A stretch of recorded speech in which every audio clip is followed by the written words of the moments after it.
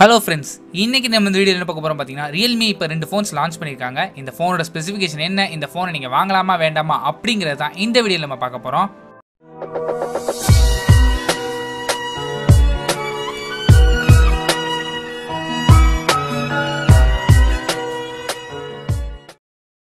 Realme இப்ப இந்தியால Realme 3 Pro அப்புறம் Realme C2 அப்படிங்கிற ரெண்டு phones அஃபிஷியலாவே லான்ச் பண்ணிட்டாங்க. ஃபர்ஸ்ட் இந்த Realme 3 Pro ஓட ஸ்பெசிஃபிகேஷனை பொறுத்தவரைக்கும் இங்க ஒரு 6.3 inch Full HD Plus resolution கொடுத்திருக்காங்க. டிஸ்ப்ளேக்காக இங்க IPS LCD பேனல் கொடுத்திருக்காங்க. ஸ்கிரீனோட aspect ratio பொறுத்தவரைக்கும் 19.5:9 aspect ratio கொடுத்திருக்காங்க. ஸ்கிரீனை பொறுத்தவரைக்கும் 2.5D curved glass கொடுத்திருக்காங்க. இத ப்ரொடெக்ட் பண்றதுக்காக Corning Gorilla Glass version 5 கொடுத்திருக்காங்க. இந்த டிஸ்ப்ளேயோட பிரைட்னஸ் பொறுத்தவரைக்கும் 400 nits வரைக்கும் போகும்னு சொல்லிருக்காங்க.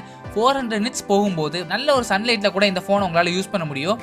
கான்ட்ராஸ்ட் ரேஷியோ பொறுத்தவரைக்கும் 1200:1 அப்படிங்கிற கான்ட்ராஸ்ட் ரேஷியோ கொடுத்திருக்காங்க. சோ இந்த போன் நல்ல ஒரு கான்ட்ராஸ்டான டிஸ்ப்ளே இருக்குன்னு நம்ம எதிர்பார்க்கலாம். இந்த போன்ல டியூ டிராப் நாட்ச் கொடுத்திருக்காங்க.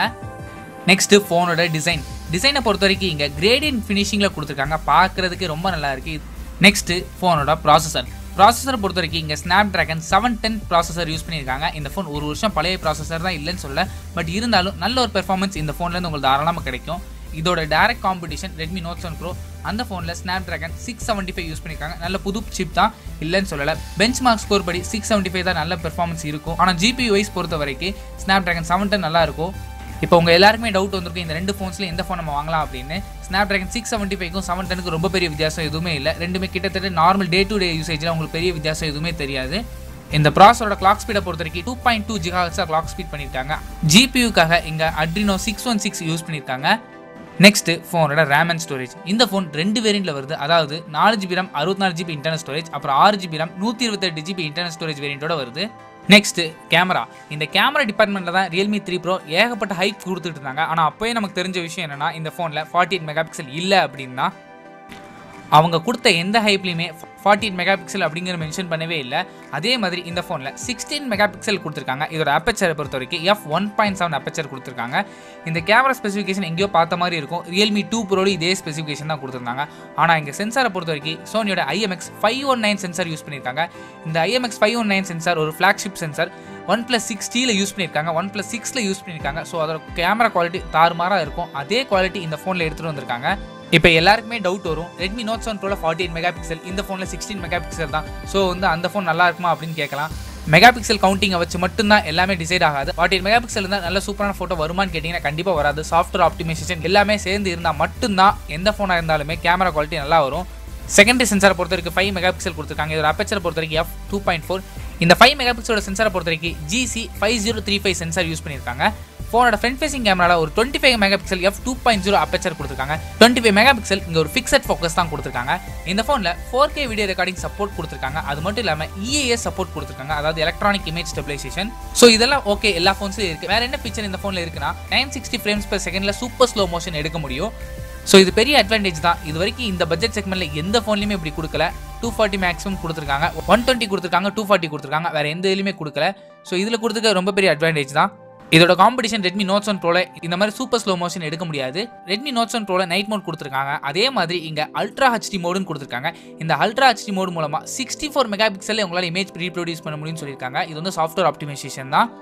ஸோ இது எந்த அளவுக்கு இருக்குது அப்படிங்கிறத நம்ம கையில் பிடிச்சி பார்த்து யூஸ் பண்ணால் மட்டும் தான் தெரியும். அவங்க கொடுத்த அஃபிஷியல் டீசர் இமேஜில் எல்லாமே நல்லா தான் இருந்தது.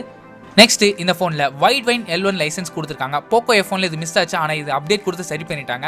இப்போ இந்த ஃபோனில் அஃபிஷியலாகவே வைட் வைன் L1 லைசன்ஸ் கொடுத்துருக்காங்க. இந்த வைட் வைன் L1 லைசன்ஸ் எதுக்கு யூஸ் ஆகுதுன்னா ஹச்டியில் உங்களால் கண்டென்ட் பார்க்குறதுக்கு, அதாவது நெட்ஃப்ளிக்ஸ், அமேசான் பிரைம்ல யூஸ் பண்ணிங்கன்னா நீங்கள் ஹச்டியில் வந்து வீடியோ பார்க்க முடியாது. ஆனால் வைட் வைன் L1 லைசன்ஸ் இருந்தால் ஹச்டியில் வீடியோ பார்க்க முடியும்.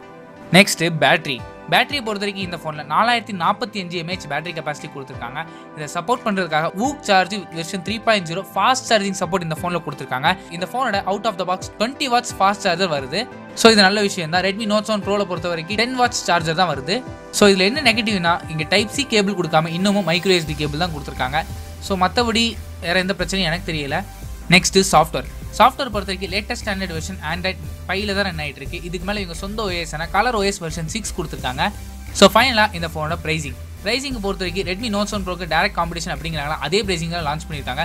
4GB RAM 64GB வேரியன்ட் பொறுத்த வரைக்கும் 13,999 லான்ச் பண்ணியிருக்காங்க. அதே இது 6GB RAM 120GB வேரியன்ட் பொறுத்த வரைக்கும் 16,999 லான்ச் பண்ணியிருக்காங்க. இந்த ஃபோனோட ஃபஸ்ட்டு சேல் பொறுத்த வரைக்கும் நெக்ஸ்ட் மண்டே அதாவது ஏப்ரல் 29லேருந்து இந்த ஃபோனை நீங்கள் வாங்கிக்கலாம். ஃபோனை முழுக்க ஃப்ளிப்கார்ட் எக்ஸ்க்ளூசிவாக லான்ச் பண்ணியிருக்காங்க. அது மட்டும் இல்லாமல் realme.comலையும் வாங்கிக்கலாம்னு சொல்லியிருக்காங்க. ஸோ இந்த ப்ரைஸ் செக்மெண்ட்டில் இந்த ஃபோனை நீங்கள் வாங்கலாமா வேண்டாமா அப்படின்னு என்கிட்ட கேட்டிங்கன்னா தாராளமாக இந்த ஃபோனை கண்ண மூடி நீங்கள் வாங்கலாம், எந்த வித பிரச்சனையும் இல்லை. பட் நிறைய பேருக்கு இப்போ டவுட் வந்திருக்கும், Redmi Note 7 Pro வாங்கவா இல்லை Realme 3 Pro வாங்கவா அப்படின்னு. MIUI பிடிச்சிருந்ததுன்னா நீங்கள் தாராளமாக நீங்கள் Redmi Note 7 Pro வாங்கலாம். அதே இது கலர் வைஸ் உங்களுக்கு பிடிக்கும்னு நினச்சிங்கன்னா நீங்கள் தாராளமாக Realme 3 Pro வாங்கலாம். மற்றபடி நான் புதுசாக வாங்கன்னு நினச்சா நீங்கள் ரெண்டு ஃபோன்ஸ் எந்த ஃபோனை கண்ண மூடிட்டு வாங்கலாம். ப்ரைஸிங்கை பொறுத்த வரைக்கும் சேம் தான், பெர்ஃபார்மன்ஸ் சேமாக தான் வரும். கேமரா குவாலிட்டி நெக் டு நெக்கில் தான் இருக்குமே தவிர பெருசாக குறை சொல்கிறக்கோ இல்லை வித்தியாசம் காட்டுறதுக்கு எதுவுமே இல்லை. நெக்ஸ்ட் Realme C2 பொறுத்த வரைக்கும் இது ஒரு பட்ஜெட் ஃபோன்.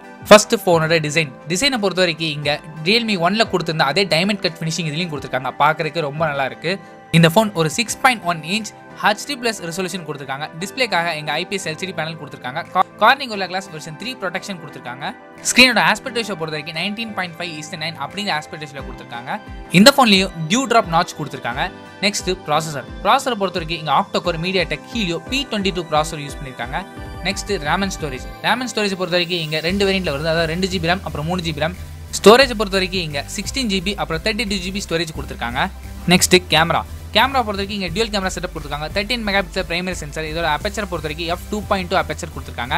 பிக்சல் சைஸை பொறுத்த வரைக்கும் 1.12 மைக்ரான் சைஸ் கொடுத்துருக்காங்க. செகண்டரி சென்சார் பொறுத்த வரைக்கும் ஒரு f2.4 அப்பேச்சர் லென்ஸோட 2 மெகாபிக்சல் கொடுத்துருக்காங்க. இதோட சைஸ் 1.75 மைக்ரான் சைஸில் கொடுத்துருக்காங்க. செல்ஃபிக்காக ஒரு 5 மெகாபிக்சல் கொடுத்துருக்காங்க. இதோட அப்பேச்சரை பொறுத்த வரைக்கும் f2.0. நெக்ஸ்ட் பேட்டரி பொறுத்த வரைக்கும் இங்கே 4000 mAh பேட்டரி கெப்பாசிட்டி கொடுத்துருக்காங்க. ஸோ ஃபைனலாக இந்த ஃபோனோட ப்ரைஸிங்கை பொறுத்த வரைக்கும் இந்த phone 2GB RAM 16GB variant பொறுத்த வரைக்கும் 5999 லான்ச் பண்ணியிருக்காங்க. அதே 3GB RAM 32GB வேரியண்ட் பொறுத்த வரைக்கும் 7999 லான்ச் பண்ணியிருக்காங்க. ஸோ இந்த ப்ரைஸ் செக்மெண்ட்டில் இந்த ஃபோனை வாங்கலாமான்னு கேட்டிங்கன்னா இந்த ஃபோன் கூட ஓகே அப்படிங்கிற அளவுக்கு தான் இருக்குது. பட் Realme 3 Pro நீங்கள் கண்ண மூடிட்டு வாங்கலாம். இந்த ஃபோனும் டேரக்ட் காம்படிஷன் நிறைய ஃபோன்ஸ் இருக்குது, அந்த ஃபோனும் இதுவும் நெக் டு நெக்கில் தான் இருக்குது. ஸோ எந்த இது பிரச்சனையும் இல்லை. இந்த ஃபோனோட ஃபஸ்ட்டு சேல் May 15லேருந்து நீங்கள் இந்த ஃபோனை தாராளமாக வாங்கிக்கலாம். ஸோ அவ்வளோதான் இந்த வீடியோ பிடிச்சிருந்தா லைக் பண்ணுங்கள், கமெண்ட் பண்ணுங்கள், ஷேர் பண்ணுங்கள், மறக்காம சேனல் சப்ஸ்கிரைப் பண்ணுங்கள். கூடவே அந்த பெல் பட்டனை அழுத்துங்க. அப்போ தான் வீடியோ போட்ட உடனே உங்கள் ஃபோனில் நோட்டிஃபிகேஷன் வரும்.